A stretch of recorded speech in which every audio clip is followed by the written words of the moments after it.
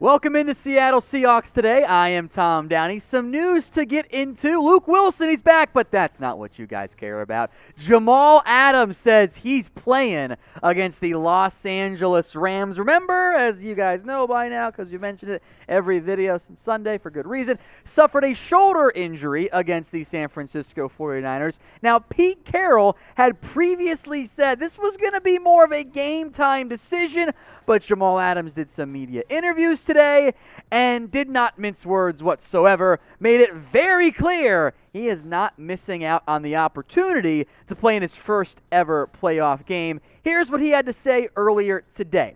No question in my mind, I'm playing, man. Look, as long as these legs are moving, as long as my faith is with the man upstairs, which is very strong, I'm going to be out there. So there was never a doubt in my mind that I wasn't playing. So let's get that out there.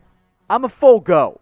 I'm not going to be limited to anything. I'm fully going. I'm full energy. I'm me.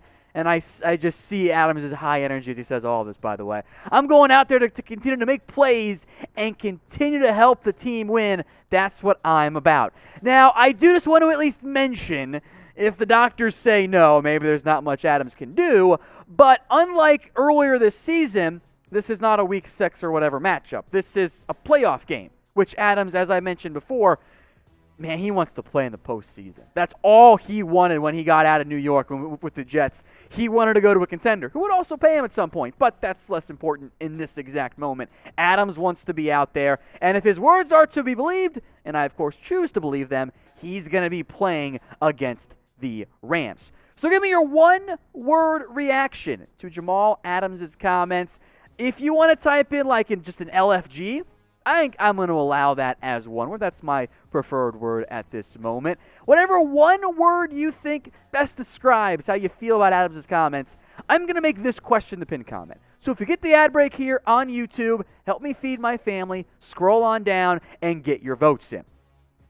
Now, of course, with or without Adams, I thought Seattle was going to be able to win this game, but it's the playoffs. It's not one you can afford to lose. It's Rams at the Seattle Seahawks. Seahawks are a couple-point favorite. I'm a little surprised it was as low as it was. Earlier this week it was at 3, which intimates to me that the Rams will have Jared Goff out there. Regardless, I've seen Seattle play against the Rams with Jared Goff. The way this defense is playing, the way Goff is playing, and the way playoff Goff actually plays, I like the Seahawks in this particular matchup. And I want you guys to join me for this game. For the first time ever in channel history, we will be live during the Seahawks-Rams game. We're going to do one of our watch parties. What we do by that is kind of bring the bar to you guys. I will have some beers for myself, and we'll watch the game. We'll do live play-by-play in case you guys can't watch or you're stuck at work or got to take care of the kids, something along those lines.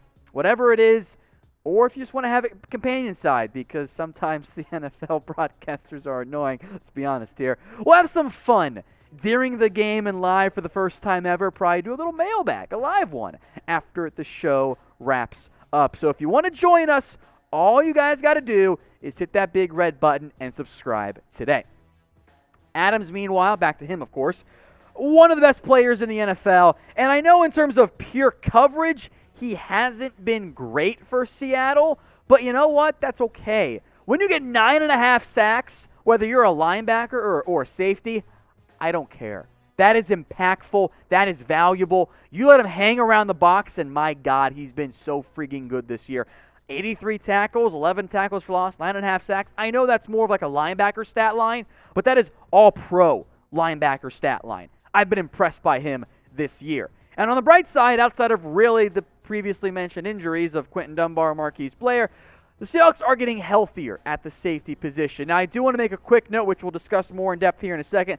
Jason Staley is now heading to IR for the Seahawks. He wasn't playing a ton, but that has been a move they made. Demarius Randall is now also coming off the COVID-19 list, so they're healthier at that safety spot as well. I'll remove the injured tag from Jamal Adams on our depth chart, and it's a good thing in the end for the Seahawks, of course.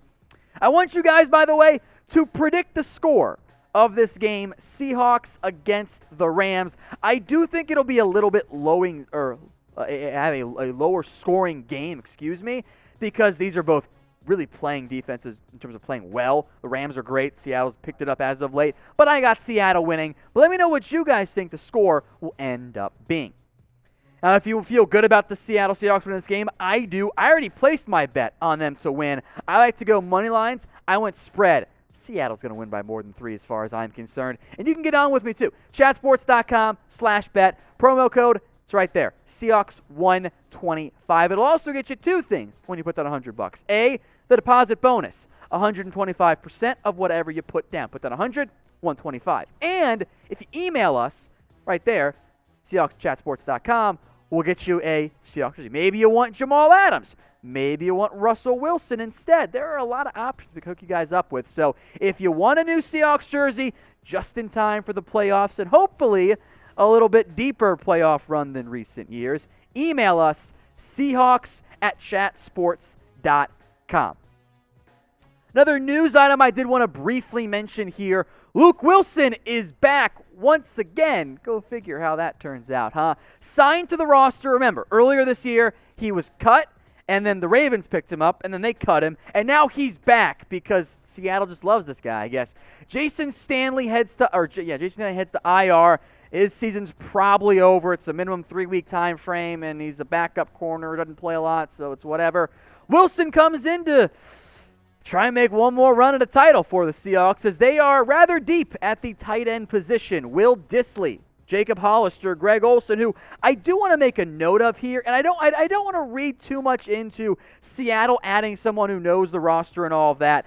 Olsen did miss and was kind of held out Week 17 for what Pete Carroll called a flare-up last week, but he was a full participant in Tuesday's practice, so in what's going to be a rotation among these top 3 tight ends, I wouldn't worry too much about the Luke Wilson signing if that means anything for their current tight ends.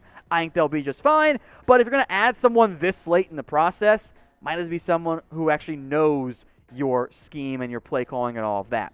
But again, the big news today, Jamal Adams says he's going to play for the Seahawks. I am excited to see him play in a playoff game. I know he's going to be fired up. That's why I thought there was a real chance Adams would play. I'm a little surprised he spoke so confidently on a Wednesday about how, oh yeah, he's going to be out there. But that's a big deal for a Seahawks defense that I do want to mention again has really upped its level of play. Admittedly, against the not best offenses in the NFL, but one of those games came against the Rams. 9 points. They've played well. So Adams playing, if his words are to be believed, and I do believe that they are, is a big deal for this Seahawks team in the playoffs.